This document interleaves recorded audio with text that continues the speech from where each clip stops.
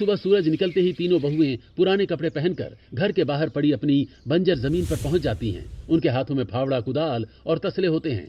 Tractor को भाड़े पर लेने के लिए उनके पास पैसे नहीं होते, इसलिए वो पूरी जमीन को अपने हाथों से तैयार करने का फैसला करती हैं।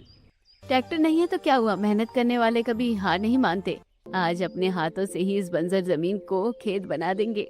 चलो बहन, आज से हमारी नई शुरुआत है।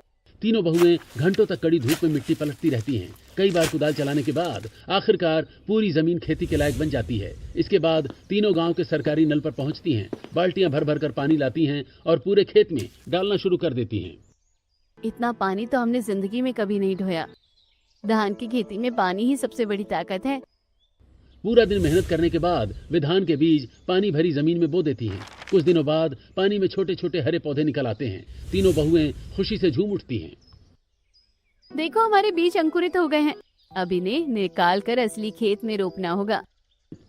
तीनों बहुएं सावधानी से नन्हे पौधों को उखाड़ती हैं, फिर दूसरे खेत में भरपूर पानी भरकर एक एक पौधा सीधी कतारों में रोपना शुरू कर देती हैं। पूरा दिन कमर झुकाकर काम करने से उनके पैरों और पीठ में दर्द होने लगता है। फिर भी शाम को घर लौटकर वे पूरे परिवार के लिए खाना भी बनाती हैं। अगले ही दिन तेज धूप निकलती है। लगातार कई दिनों तक बारिश नहीं होती। धान का खेत धीरे धीरे सूखने लगता है, क्योंकि धान को लगातार पानी की जरूरत होती है। छोटे छोटे पौधे मुरझाने लगते हैं। तीनों बहुओं की आंखों के सामने उनकी मेहनत सूखती जा रही होती है। गांव की कुछ औरतें वहां से गुजरती हैं और उनका मजाक उड़ाने लगती हैं।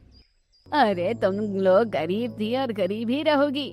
धान की खेती कोई खेल नहीं है, अमीर किसानों का काम है, ये तुम्हारे बस का नहीं है।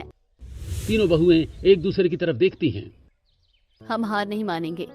एक दिन हमारा खेत भी लहराएगा और उसी धान से हम अपने परिवार को स्वादिष्ट पकवान खिलाएंगे। पानी की समस्या दूर करने के लिए वे गांव के एक ठेकेदार के पास पहुंचती हैं। भैया, अपनी ट्यूबवेल का पानी दे दीजिए। 2000 रुपए लगेंगे। हमारे पास तो इतने पैसे नहीं है। तो फिर पानी की उम्मीद छोड़ दो। मायूस होकर तीनों वापस लौटती हैं। अब वे फिर सरकारी नल से बाल्टी बाल्टी पानी भरकर खेत में डालने लगती हैं। सुबह, दोपहर, शाम, दिन, रात उनकी यही दिनचर्या बन जाती है। लेकिन इतना पानी भी धान के लिए पर्याप्त नहीं पड़ता। उनके पैर दर्द से अकड़ जाते हैं, हथेलियों में छाले पड़ जाते हैं। फिर भी घर लौटकर वे परिवार के लिए खाना बनाना नहीं भूलती। दूसरी तरफ तीनों बेटे शहर में मजदूरी कर रहे होते हैं। शाम को वीडियो कॉल आता है। घर पर सब ठीक है ना? कोई परेशानी तो नहीं? सब बढ़िया है, आप लोग बस अपना ध्यान रखिएगा।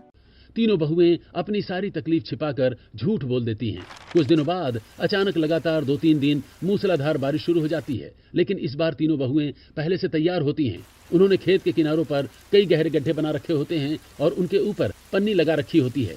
बारिश का अतिरिक्त पानी उन्हीं गड्ढों में जमा होने लगता है। देखो, हमारा पानी